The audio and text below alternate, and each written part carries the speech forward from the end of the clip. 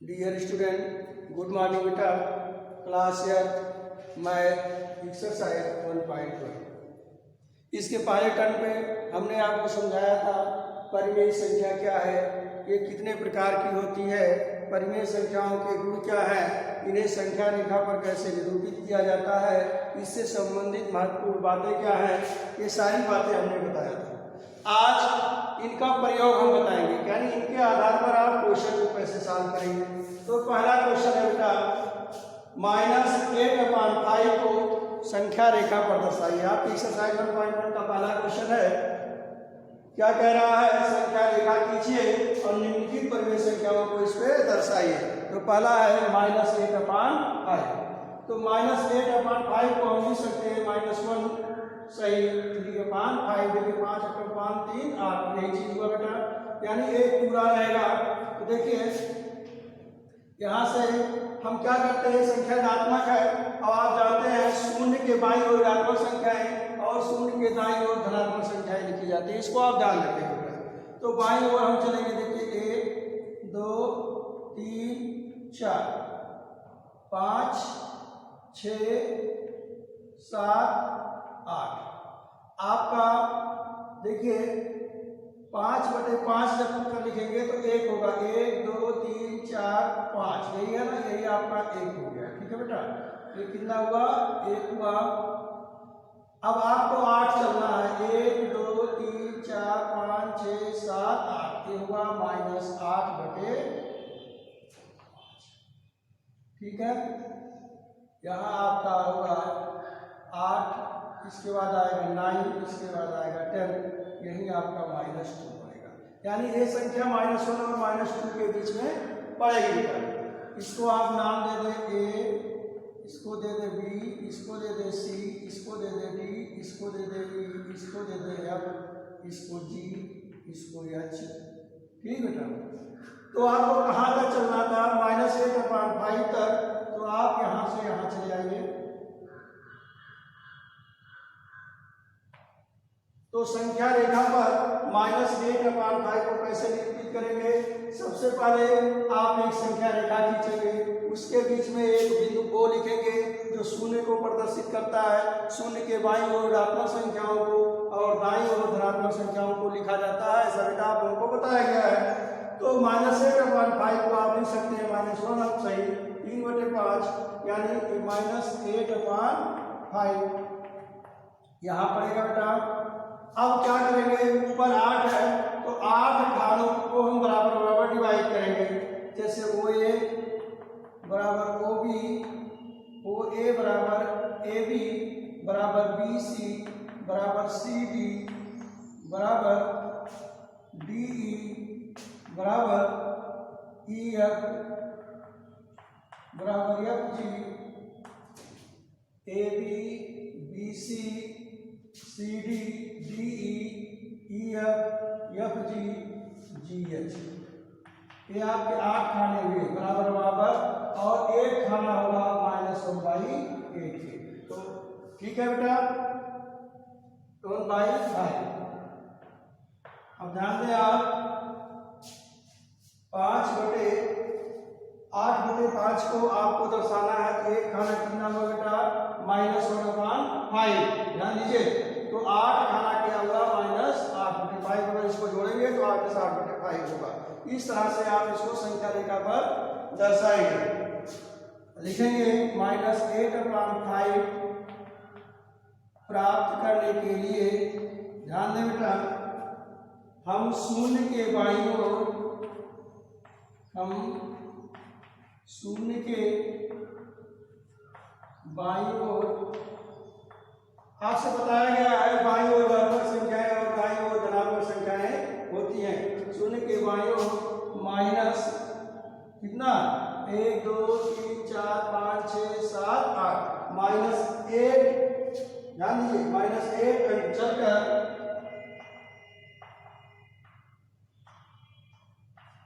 -8 चलकर बिंदु H पर पहुंचते हैं। ठीक है, कहाँ पहुंचते हैं बेटा, बिंदु H पर पहुंचते हैं। यही बिंदु H यही बिंदु H परिमेय संख्या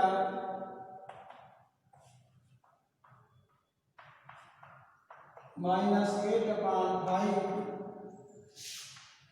को प्रदर्शित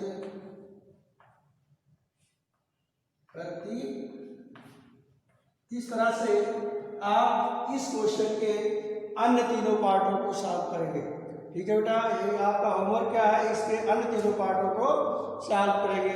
ठीक है, आगे फिर हम आपको बताने जा रहे हैं क्वेश्चन 2। ध्यान से देख लें, अगला क्वेश्चन बताने जा रहे हैं क्वेश्चन 2 बेटा।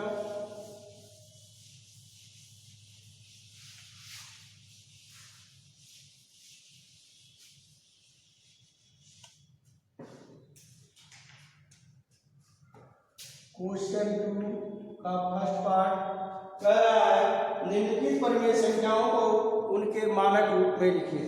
पहला है -14/49, -14/49 लिखोगे। -14/49 का मानक रूप।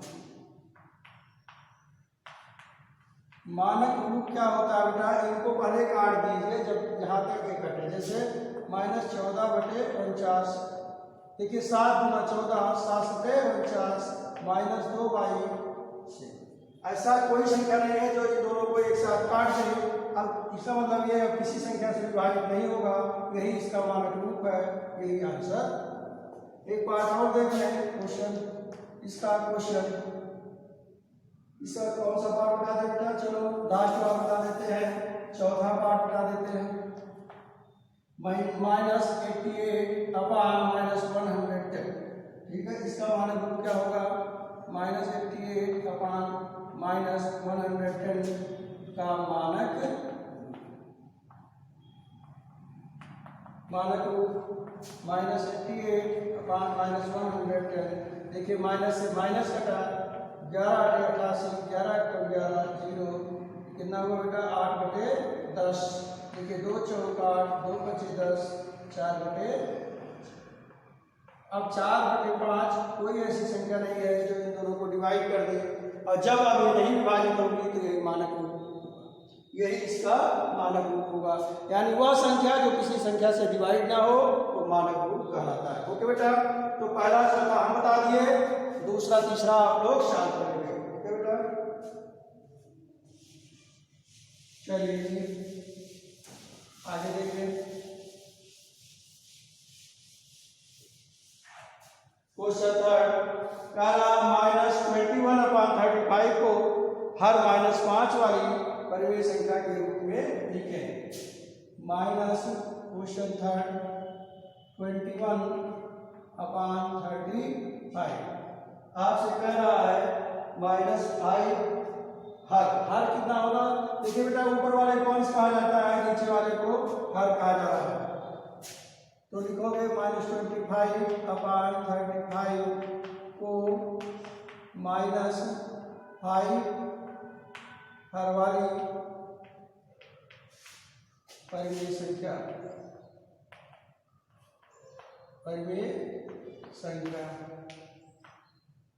हर -5 वाली परिमेय संख्या।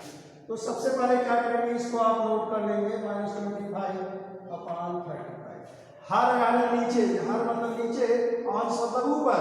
तो ये कितना होना चाहिए बेटा, ये कितना होना चाहिए -5। देखिए हर -5 होना चाहिए। तो क्या करें कि -5, तो इसी से आप इसे भाग दीजिए, और जब 35 में बेटा 35 में आप 5 से भाग देंगे तो 5 7 35, माइनस हो जाएगा। ठीक है, ये कट जाएगा। ठीक है, यानी ऐसे भी दे सकते हैं -35/35 भी। देखिए 35 है, -5 है, 5 7 35, माइनस बच गया, 7 बच गया, -7। इसका मतलब हमें -5 लाने के लिए क्या करना पड़ेगा, बोलिए, -7 से भाग देना पड़ेगा। इसमें भाग दीजिए -7। ठीक है, 7 5 35, हर हमको हर पे ध्यान देना है बेटा, -5 आने चाहिए, और इससे कोई मतलब नहीं। तो यहाँ कितना है 21, सॉरी बेटा 21 है, तो यहाँ 21 लिखते हैं। अब इसमें भी आप इसी संख्या से भागें, इससे कोई मतलब नहीं है कितना आएगा, कितना आना चाहिए। आपको किस मतलब है, नीचे पीछे थे, 7×5 -5 आ गया। अब ये देखिए -21 में -7 से जब भागोगे बेटा माइनस माइनस कटेगा, 7 नहीं कटते तो ऊपर कितना हो गया 3, और यही आपका आंसर हो गया।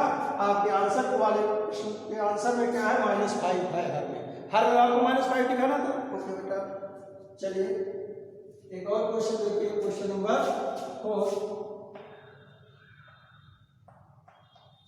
क्या कह रहा है, -48/72 -48/72 कह रहा है कि अंश 4 -48/72 की अंश 4 वाली परिमेय संख्या। अब आप क्या करेंगे, सबसे पहले इसको लिख लें -48/72। अब देखिए आपको अंश कितना चाहिए, अंश कितना चाहिए 4 चाहिए। अब इस 4 से इसमें भाग दोगे बेटा, +4 चाहिए।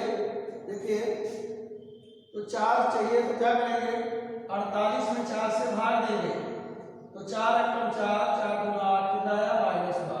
अब इसी -12 से इसमें भाग दे देंगे बेटा, -12 से भाग दे देंगे। ओके नीचे भी उसी से भाग दे दीजिए। देखिए माइनस से माइनस कट गया, 12 × 4 = 48 और 12 × 6 = 72 बचेगा बेटा तो -6।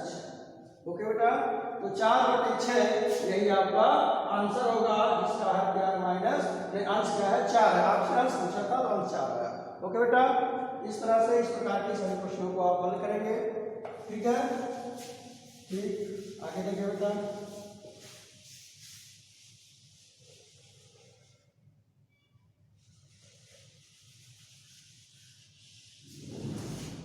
आपका क्वेश्चन चौथा था। क्वेश्चन 5 देखिए, ये सत्य सत्य है, पहला दूसरा तीसरा चौथा 5वां 6वां 7वां 8वां 9वां 10वां। क्या कह रहा है देखिए अपनी किताब में ध्यान से देखिए, सभी पूर्णांक परिमेय संख्या है। ओके बेटा टूटा है सही है तो ये क्या लिखेंगे इसको सत्य T। फिर कह रहा है यदि P/Q एक परिमेय संख्या है तो यह एक पूर्णांक है तो P/m Q/m P/Q, क्योंकि ये जब कॉमन है बेटा तो ये भी सत्य है, ये भी सत्य है। तीसरा सभी भिन्न परिमेय संख्याएं होती है। ओके ये भी सही है बेटा, कोई भी भिन्न हो सब भिन्न परिमेय संख्याएं होती है। 0 परिमेय संख्या नहीं है ये गलत है, ध्यान दें बेटा ये फॉल्स है। सभी ऋणात्मक परिमेय संख्याएं 0 से बड़ी है, सभी ऋणात्मक परिमेय संख्याएं 0 से छोटी है। परिमेय संख्याओं के गुण में हमने बताया बेटा तो ये भी फॉल्स। परिमेय संख्या -1/3 मानक रूप में है, बिल्कुल बेटा ये सही है। 1 2 3 4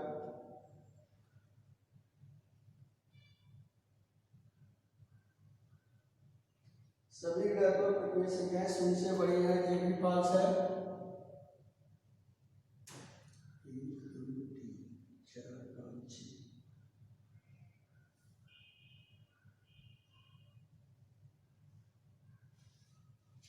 सभी परिमेय संख्या -1/3 मानक रूप में।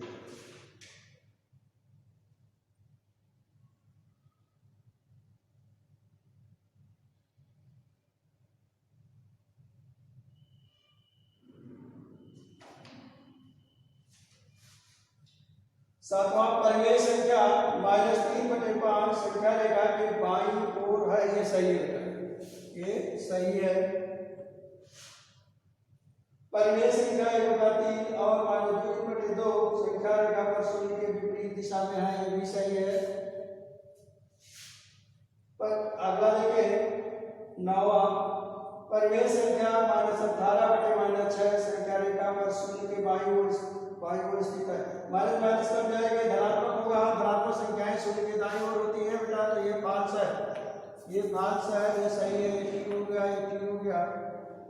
आगे फिर देखें परिमेय संख्या -2/3 धनात्मक परिमेय संख्या है, ये भी सही है। 1 2 3 4 5, 6, 7, 8, 9, 10। ओके बेटा, इस तरह से आप सब कर लेंगे। एक क्वेश्चन और देखें, क्वेश्चन नंबर 6। क्वेश्चन नंबर 6 क्या है? कह रहा है निम्नलिखित पर में संख्याओं की तुलना कीजिए। पहला है छठवें का -4/3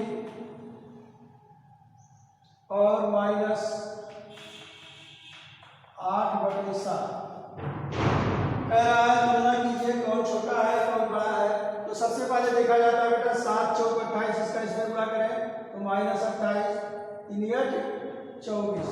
जिसका भिन्न बड़ा होता है, जिस भिन्न का अंश बड़ा होता है वही बड़ी परिमेय संख्या कहलाती है।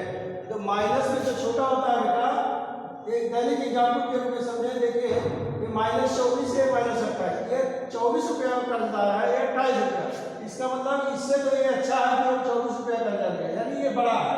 तो क्या होगा बेटा, -4/3 लेस देन -8/7, क्योंकि ये बड़ा इधर बड़ा वाला रूप है। ओके, इस तरह से तुलना करेंगे। अब आज आप लोग क्वेश्चन नंबर 1 से लेकर क्वेश्चन नंबर 6 तक होमवर्क के रूप में सॉल्व करके भेजेंगे। ओके बेटा, बेस्ट ऑफ लक।